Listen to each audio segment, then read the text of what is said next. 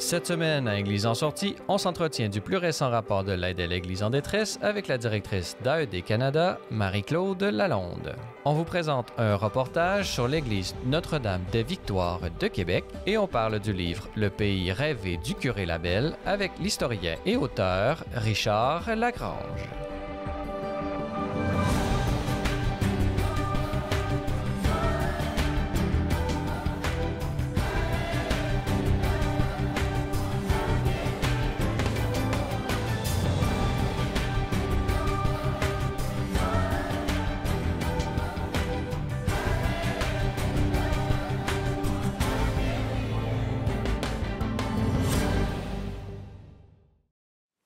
Bonjour et bienvenue à Église en sortie. Aujourd'hui, à l'émission, nous allons parler de la situation parfois terrible des femmes et des filles chrétiennes dans le monde. Et pour nous en parler, nous avons avec nous par visioconférence Marie-Claude Lalonde. Bonjour. Bonjour.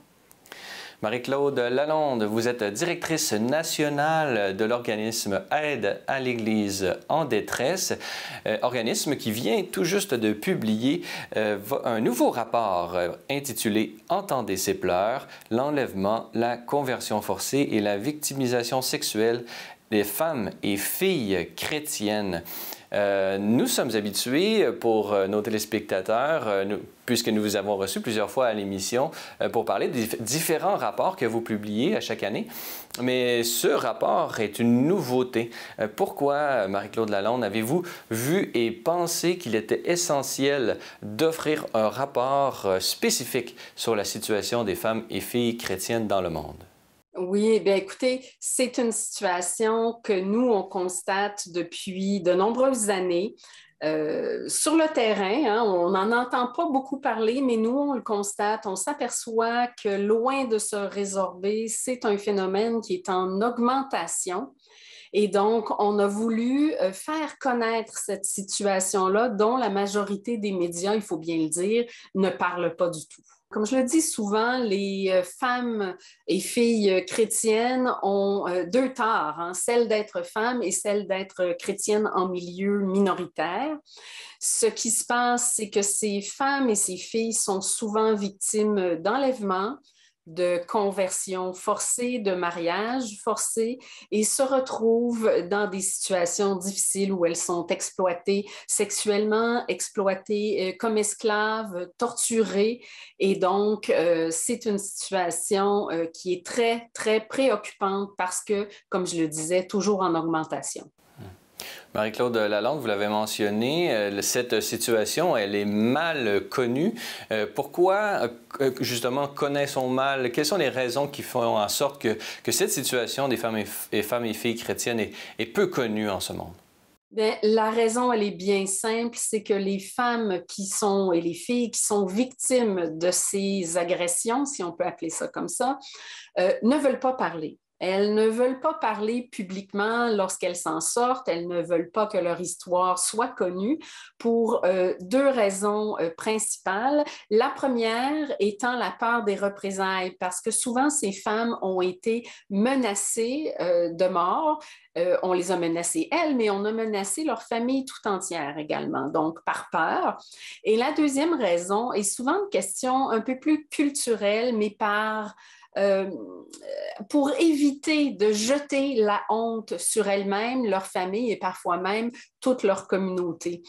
Pour nous, ça peut sembler curieux, mais dans certains pays, c'est véritablement quelque chose de très important à sauvegarder pour ces femmes.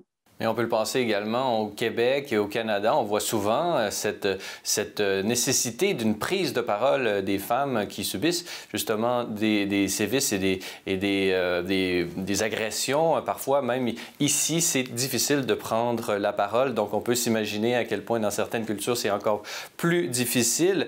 Parlez-nous de la méthodologie derrière votre rapport. Vous avez notamment fait appel à des témoignages.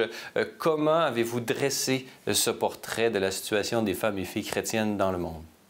Il faut peut-être dire que le portrait, oui, se base sur des témoignages de jeunes femmes qui ont été victimes d'enlèvement, mais témoignages aussi de leur communauté, de leur Église qui nous parlent de cette situation-là. Par contre, ce rapport n'est pas un rapport qui vise à quantifier de manière exacte combien de femmes sont victimes chaque année, parce que, pour les raisons déjà énoncées, c'est terriblement difficile de savoir. Il y en a véritablement combien. On sait qu'elles existent. On sait que des cas nous sont rapportés de plus en plus fréquemment, mais il est difficile pour nous là, de quantifier le phénomène. Mais vous avez quand même fait une étude de cas particuliers qui dresse d'une certaine façon un état de la situation dans certains pays. Pouvez-vous nous donner quelques exemples qui sont cités dans ce rapport? Oui, je peux vous donner des exemples. Par exemple, je vais vous parler du Pakistan parce que c'est un pays où il y a plusieurs exemples et sans même en nommer un seul, je peux vous raconter la majorité de leurs histoires. Alors, ce sont des jeunes femmes, jeunes filles qui souvent se font kidnapper en rentrant de l'école, en rentrant du travail. On a également vu des invasions de domicile pour aller chercher ces jeunes femmes-là. Et lorsqu'elles se retrouvent dans les mains de leurs ravisseurs, on les oblige à se convertir à l'islam sous la menace, bien entendu, à épouser les ravisseurs. Et là, ben, elles sont victimes de sévices de toutes sortes, particulièrement des crimes de nature sexuelle. Et lorsque la famille rapporte le cas, par exemple, à la police, eh bien, la police ne veut pas prendre la déposition, prend la déposition et prend des mois avant d'ouvrir même le dossier et de commencer à faire enquête. Et on s'aperçoit qu'une fois rendu au tribunal, eh bien, le système fait en sorte que les policiers, souvent les juges, et même certains médecins sont de connivence pour que ces jeunes femmes restent auprès de leurs ravisseurs. L'une des raisons, il faut peut-être le mentionner, c'est que c'est une façon de diminuer la communauté chrétienne de la région. Donc, la femme devient musulmane et ses enfants sont des musulmans automatiquement au regard de la loi. Et donc, on empêche la population chrétienne de se développer et aussi, on la fait vivre dans la peur, une peur qui peut être paralysante. Et donc, dans certains cas, on est même allé jusqu'à parler de génocide. Et quelles sont les différentes solutions? Bon, vous avez noté le cas du Pakistan. Quelles sont les différentes ressources qui s'offrent à cette population, et en particulier aux femmes et filles, qui peut aider la situation et la reconnaissance de leur pleine dignité et de leurs droits? Oui, c'est ça. J'ai parlé du Pakistan, mais vous avez entendu parler de la Syrie, de l'Irak, de l'Égypte. Alors, les situations sont assez semblables et assez différentes à la fois parce que les contextes sont différents. Pour nous, je pense que la chose la plus importante, c'est de continuer à parler d'elles pour pas qu'elles sombrent dans l'oubli, pour pas qu'on oublie qu'elles existent et pour que de plus en plus de personnes soient au fait de leur existence difficile. Et donc, c'est peut-être l'étape numéro 1, la sensibilisation.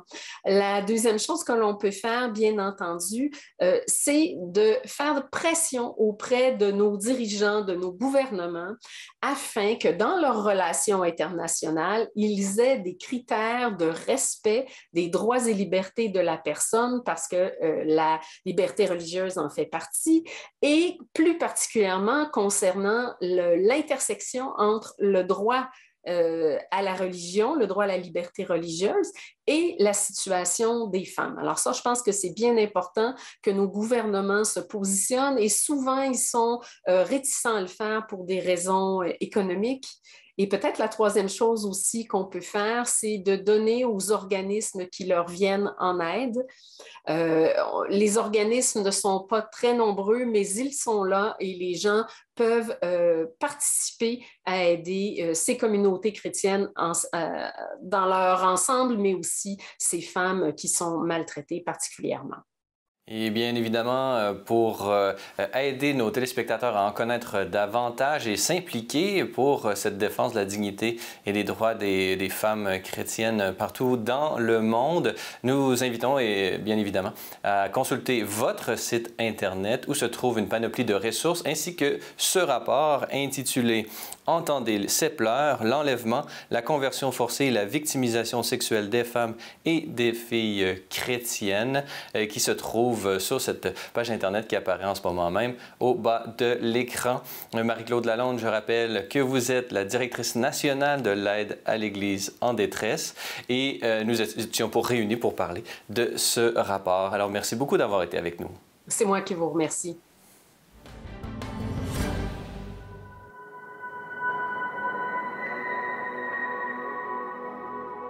Voici donc dans l'église Notre-Dame des Victoires. À la Haute-Ville, on trouvait déjà la cathédrale qui était là, donc cathédrale depuis 1674. Ici, c'était construit en 1688. Alors, donc, ça va être décidé à Paris. Et en 1687, le 31 décembre, le notaire a finalisé ça pour la construction de l'église Notre-Dame des Victoires. Donc, construit en 1688, et avec une chapelle qui est adjacente, qui est la chapelle de Sainte-Geneviève, et qui, elle, va être construite, finalisée en 1724.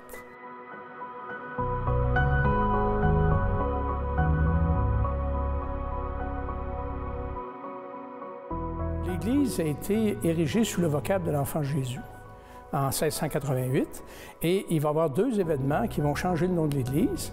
Le premier, ça va être l'assaut de Québec par l'amiral Phipps en 1690. Québec va résister. Il va y avoir à un moment donné, après les bombardements de Phipps, il va y avoir un mouvement de prière qui va partir et qui va être des prières à la Vierge Marie pour le salut de la ville. Parallèlement à ça, il y a toutes les opérations là, militaires, mais il y a eu à travers ça des opportunités et des coups de chance, parce que les Britanniques étaient quand même très nombreux, ils venaient de Boston, et puis donc finalement, ils vont se retirer. Et on va appeler l'église Notre-Dame de la Victoire.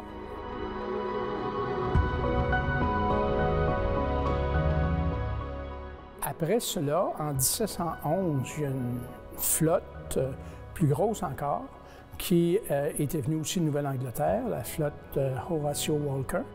Et quand la flotte va s'avancer dans le golfe Saint-Laurent, il y a une tempête qui va arriver et les bateaux vont se toucher, les récifs de l'île aux œufs. Puis alors, ça va être donc le deuxième événement, puis qui va donc faire qu'on va appeler cette église Notre-Dame des Victoires.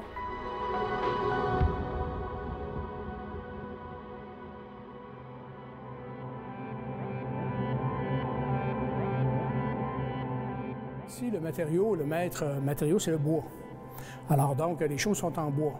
Alors on voit donc le maître-autel avec les statues. Alors donc, on a la statue de la Sainte Vierge qui nous donne l'enfant Jésus, et donc Notre-Dame des Victoires, elle nous donne inlassablement son Fils, elle rayonne, et donc, et on voit sur le retable les cœurs qui sont là, qui sont des témoins de tous les pèlerinages qui ont été faits à la Vierge Marie, qui sont le souvenir d'années de pèlerinage. Et dans ces cœurs-là, il y a des listes de pèlerins qu'on pourrait retrouver si on les ouvrait, avec le maître-autel qui est là, qui est bâti comme un château fort. Il faut remarquer, c'est comme des remparts. Hein, puis bon. Alors, dans les litanies de la Vierge, là, à un moment donné, on dit la Vierge tour de David, hein, et dire, bon, pourquoi tour de David? Bien, parce que, évidemment, la promesse qui était faite à David, elle aboutit à Saint-Joseph, hein, puis qui, donc, était l'époux de la Vierge Marie, alors, donc, qui a donné le Christ. Alors, donc, c'est pour ça là, que, finalement, là, ce vocable-là lui a été donné. Et alors, on dirait que l'autel reflète ça, tout en étant l'autel d'une ville fortifiée. Alors, donc, ça annonce ça également.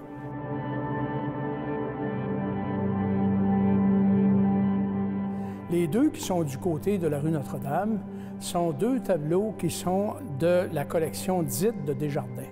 Deux frères, les abbés Desjardins, qui ont racheté sur les quais de Paris des tableaux qui avaient été arrachés aux églises pendant la Révolution française et qui vont les amener au Canada. Alors, on avait deux de ces tableaux-là qui ont été mis ici en 1817 et puis qui ont eu des tentatives de restauration dans toutes ces années-là, mais qui avaient besoin, là, étaient en très mauvaise condition.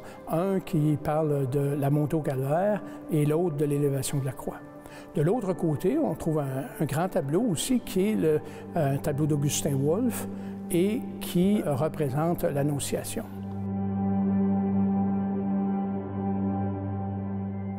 entrepris, après avoir terminé la restauration de l'église, on a entrepris la restauration des tableaux. Et elles sont allées en restauration et c'est une dame Anita Henry, qui est responsable de la restauration, et le tout a lieu à Montréal. Et il s'agit naturellement là, de restaurer ces tableaux-là par plusieurs procédés, en les nettoyant d'abord, et puis ensuite en les rendant dans leur état original. Puis il y a des choses qui sont très intéressantes là-dedans, parce que quand les tableaux sont arrivés ici, ils n'étaient pas toujours du goût des curés. À un moment donné, ils modifiaient les tableaux un peu parce que un ange avait une tenue qui n'était pas assez couverte ou des choses comme ça. Alors là, ils rajoutaient des choses, allongeaient les robes, enfin, on voit tout ça. Et alors, tout ça, ça a été retiré pour rendre les tableaux là, dans l'état où ils étaient. Puis naturellement, comme c'était des tableaux qui avaient été retirés des églises de France, qui avaient déjà un certain âge, donc à ce moment-là, peut-être 40, 50 ans, quelque chose comme ça. Alors, on les restaure quasiment dans l'état où ils étaient au moment où ils ont été peints. Alors, ça devient intéressant. Puis comme les tableaux n'étaient pas toujours de la même grandeur l'un et l'autre, ils achetaient des tableaux, puis là, ici, par exemple, du côté de la rue Notre-Dame, on voulait avoir 2 toiles qui étaient exactement du même gabarit.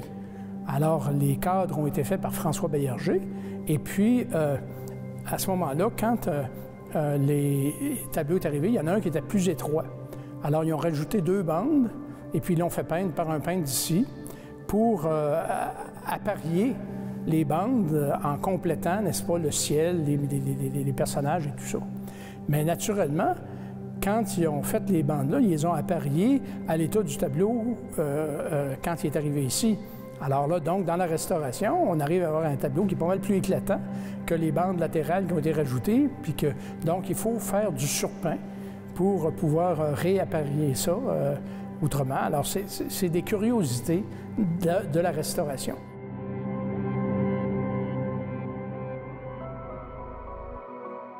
C'était aussi l'église des immigrants. Hein? Quand les immigrants arrivaient après un minimum de 4 semaines de voyage de France, puis des fois, c'est beaucoup plus long que ça, là, et puis qui finissaient par arriver à bon port, parce que beaucoup n'y arrivaient pas, c'était périlleux.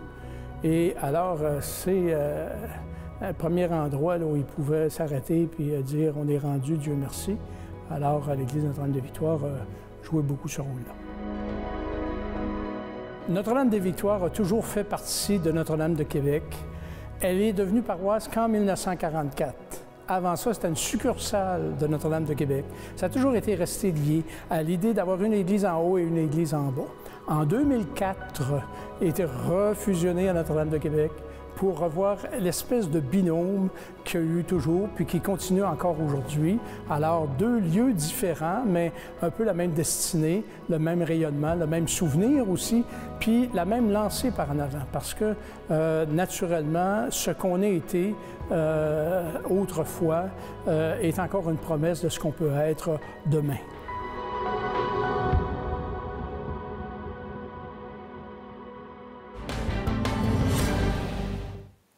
Dans cette 3e partie d'émission, nous allons parler d'une figure centrale de notre histoire et pour en discuter, nous avons avec nous par visioconférence M. Richard Lagrange. Bonjour. Bonjour, Francis. Monsieur Richard Lagrange, vous êtes historien, professeur d'histoire à la retraite. Vous avez notamment enseigné au Cégep Édouard Montpetit à Longueuil, ainsi qu'au Collège de Mont-Laurier du Cégep de Saint-Jérôme. Et vous êtes l'auteur de nombreux ouvrages, dont celui sur lequel j'aimerais discuter avec vous aujourd'hui. Son titre, « Le pays rêvé du curé Labelle, emparons-nous du sol de la vallée de l'Ottawa jusqu'au Manitoba », publié aux presses de l'Université Laval. Alors, d'abord, peut-être une question un peu simple, là, mais pouvez-vous nous parler, nous présenter brièvement qui était le curé Labelle? Ce n'est pas une question facile à répondre, mais je vais commencer par vous dire que le curé Labelle a été connu sûrement parmi votre auditoire par les belles histoires des pays d'en haut, de Claude-Henri Grignon, qui a été très populaire comme télésérie de 1956 à 1970. Et par la suite, il y a eu la série toute récente, Les pays d'en haut, et qui nous a présenté un personnage. Mais l'ouvrage que j'ai écrit, qu'il m'a pris énormément d'années, c'est pas ce même personnage que je vais vous présenter dans l'ouvrage, que j'invite les gens à parcourir, parce que ce que je vais dire aujourd'hui, c'est quand même un très court résumé des données. Mais écoutez, le curé Labelle, d'abord, la première chose qu'il faut dire, c'est un prêtre et qui est soumis évidemment à à une hiérarchie de l'Église. Mais c'est un prêtre hors de l'ordinaire. C'est un prêtre qui est hors du commun. Si j'avais à le définir, d'abord une figure de proue au sein de l'Église qui est un libéral, un progressiste, un nationaliste canadien-français et un visionnaire. Par sa portulence également, ça faisait quelqu'un qui, lorsqu'il rentrait dans une pièce, il accaparait l'attention. Et lorsqu'il prenait la parole, qu'on disait d'ailleurs une parole de feu, vous aviez intérêt à l'écouter. C'était quelqu'un qui s'imposait parce qu'il était convaincu d'un projet qu'on va discuter tout à l'heure, convaincu d'un projet qu'il a habité toute sa vie. Alors, le curé Labelle, c'est effectivement dans l'Église quelqu'un au 19e siècle qui était très original, très singulier. Et qui est lié au contexte justement de ce 19e siècle au Québec. Les Canadiens français subissent d'une certaine façon la misère, ils sont très pauvres et il va y avoir un exode aux États-Unis. Pouvez-vous nous présenter brièvement justement cette situation des Canadiens français au 19e siècle et comment cela va toucher le curé Antoine Labelle? D'abord, il faut placer le curé Labelle. Ce que ça va le toucher, c'est qu'il va d'abord été un curé dans des paroisses de la Rive-Sud, Saint-Antoine-Abbé, Saint-Bernard-de-la-Colle. Et dans cette paroisse, à son presbytère, on peut imaginer à l'époque, c'est près de 800 000 Québécois qui émigrent aux États-Unis. 800 000 Québécois qui passent devant son presbytère. On peut le voir sur son perron et qui voient des charrettes avec des familles complètes, les enfants, les tantes, les oncles, les grands-parents, qui quittent en très grand nombre. Alors, on pourrait figurer qu'aujourd'hui, en 2021, imaginez le tiers de la population qui quitte le Québec. Ça représenterait ce qu'on appelle aujourd'hui, à l'époque du curé Labelle, une crise nationale. C'est vraiment une crise nationale qui a touché toutes les couches sociales et c'est la raison pour laquelle l'élite de l'époque, autant religieuse, politique, économique, culturelle, vont s'entendre unanimement à un consensus qu'il faut trouver une solution. Et donc, c'est dans ce contexte que va s'insérer ce rêve de la colonisation qui est une colonisation bien particulière, celle des territoires des pays d'en haut, comme on le dit, mais également de la vallée d'Ottawa. Vous manifestez un peu comment le curé Labelle s'est inséré. Parlez-nous un peu de ce projet de colonisation et du rôle du curé Labelle dans ce rêve si chéri par ce personnage vraiment important de notre histoire. D'abord, il faut entendre une chose, c'est que la colonisation existe depuis longtemps et Monseigneur Bourget lui-même faisait aussi des œuvres de colonisation dans la région de Abercrombie, au nord de Montréal. Donc, la colonisation, c'est pas une idée du curé Labelle. C'est une idée qui est déjà mise en place depuis longtemps, depuis les années 1830, 1840, mais aussi c'est une idée qui va venir d'ailleurs, d'un Français, un historien, Rameau de Saint-Père. Alors, oui, il va s'y mettre, arriver à Saint-Jérôme, à marcher en direction du nord. Mais ce nord, on l'appelait surtout la vallée de l'Ottawa. Il faut savoir une chose, c'est que le nord était déjà relativement peuplé. Au-delà de Saint-Jérôme, Sainte-Adèle est créée en 1840, Sainte-Agathe-des-Monts en 1860. Labelle, lui, ce qu'il va faire, c'est qu'il va aller plus loin que Sainte-Agathe. Il va traverser les montagnes pour se rendre à Saint-Jevite-Mont-Tremblant, qu'aujourd'hui on connaît bien. Et jusqu'à Chute aux Iroquois, aujourd'hui, ce beau village qui s'appelle Labelle, qui porte son nom. Le pays rêvé du curé Labelle, c'est vraiment une belle synthèse accessible à tous pour justement comprendre l'importance de ce projet qui fera éventuellement de lui le ministre de la colonisation. Alors, à la fois un rôle politique et ecclésial, vraiment quelque chose d'inédit presque à l'époque. Parlez-nous, en terminant, pourquoi, selon vous, c'est important de redécouvrir la figure du curé Labelle aujourd'hui, en 2021? Alors, rapidement, écoutez, juste pour vous revenir sur quelques secondes, permettez-moi vous dire, effectivement, vous avez nommé un titre sous-ministre. Il a aussi été protonotaire apostolique, un évêque sans diocèse. Et c'est un missionnaire, c'est un homme qui a effectivement traversé toutes les couches sociales. Alors, autant il était proche du peuple, parce qu'il est né à Sainte-Rose, il a renié jamais ses racines paysannes, donc c'est un homme du peuple, mais en même temps, il était capable de prendre des contacts et de rencontrer les gens dans toutes les activités de sphère politique les plus élevées qu'on aurait remercié Adolphe Chapelot. Alors, pourquoi un intérêt au curé Labelle aujourd'hui? C'est parce que, comme visionnaire que je mentionnais au départ, il a vu la création du Canada en 1867. Et il a vu là une lutte pour la place des francophones dans ce Canada naissant. John A. Macdonald avec Georges-Étienne Cartier venaient de créer le Canada, c'est tout récent. Et ce territoire vaste qu'on ouvrait à la colonisation, Labelle voyait une occasion que les 800 000 ou 1 million de Canadiens français qui émigraient aux États-Unis, de détourner ce courant des Canadiens français vers l'ouest, vers le Manitoba, pour rejoindre déjà des colonies francophones qui étaient déjà là, avec Monseigneur Taché à Saint-Boniface. Ils voulaient qu'on occupe le territoire de l'ouest canadien jusqu'aux Rocheuses par des francophones. Alors, imaginez aujourd'hui, on parle de la place des francophones, on parle du français qui est peu utilisé par nos dirigeants d'affaires, par Air Canada, par les luttes des minorités francophones dans les provinces. Alors, imaginez si Labelle avait réussi son projet. Aujourd'hui, on ne parlerait pas de survivance des Canadiens français. On serait presque, en tout cas, tout proche de proportions élevées des Canadiens français dans toutes les provinces du Canada. Et c'est ça que l'histoire de Labelle, de cette époque, de ce contexte canadien, ce livre-là vous apprend à ceux qui auront le plaisir de lire. Et pour ceux qui veulent aller plus loin, est disponible sur notre site internet au www.slmedia.org/fr. Un magnifique balado que nous avons eu la chance de réaliser ensemble, Richard Lagrange, sur votre livre dont nous avons eu l'occasion de parler en ce moment même, Le pays rêvé du curé Labelle. Emparons-nous du sol de la vallée de l'Ottawa jusqu'au Manitoba, publié aux presses de l'Université Laval. Alors, Richard Lagrange, merci beaucoup d'avoir été avec nous. C'est moi qui vous remercie.